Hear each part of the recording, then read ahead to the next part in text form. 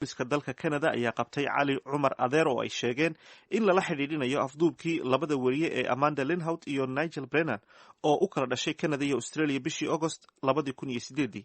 Cali Cumar ayaa la sheegay in uu toddobaadkan uu yimid dalka Canada, booliska waddankaasina ay dabagal ku hayeen xataa intii uu joogay Soomaaliya sida ay tabinayso warbaahinta Canada. Ibrahim Xasan Daandure ayaa wararkan ka waraystay wariye Muuse Kuulow oo ka tirsan wargeys ka soo baxa magaalada Toronto ee dalka Canada.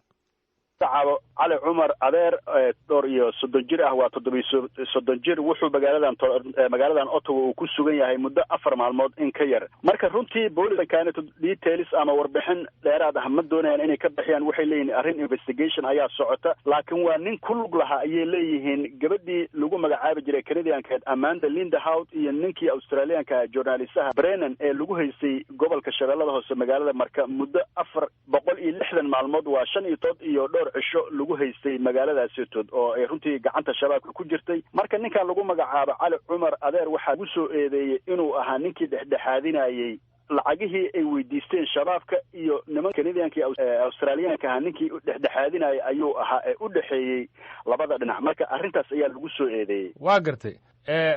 waxaad ii sheegtay in jaraa'idku ay qorayaan maalmo ku joogay magaalada Ottawa caasimadda dalka Canada. ma Soomaaliya ka keeneen RCMP-da ma Ottawa lafteeda ay ku qabteen? jaraa'idada waxay leeyihiin ciidamada federaalka ama RCMP-da loo yaqaan ee dalkan Canada iyo Canada Border Service iyo Foreign Department-ga iyo Australian Federal Police-ka ayaa iska kaashaday baaritaankan muddada dheer qaatay ee ninkan dhibaatadaasi gabadhaas Canadianka iyo Australianka dhibka loo geystay, dadkii geystay sidii maxkamad lagu soo saari lahaa. intaasoo ciidan ayaa iska kaashaday. arrintaasi ninkan ayaa loo soo qabtay oo runtii viisaha uu dalkan ku yimid waxaa la leeyahay waa si sharciya, viisa saxa oo temporary visa ayuu ku yimid. muddo 4 cishaana waa uu ku sugan yahay, laakiinse waxay u muuqataa arrin runtii viisaha la soo siiyey la diyaariyey oo runtii la doonayo ninkan in halkan lagu soo geliyo. waa gartay. ma la sheegay wakhtiga maxkamadda la horgeynayo? waxaa la inayaa wiigga soo socda ayay leeyihiin. marka hadda waxaa sugan yahay Cali Cumar Adeer wuxuu ku jiraa gacanta booliiska, wuxuuna ku yahay magaalada Ottawa ee caasimadda dalka Canada.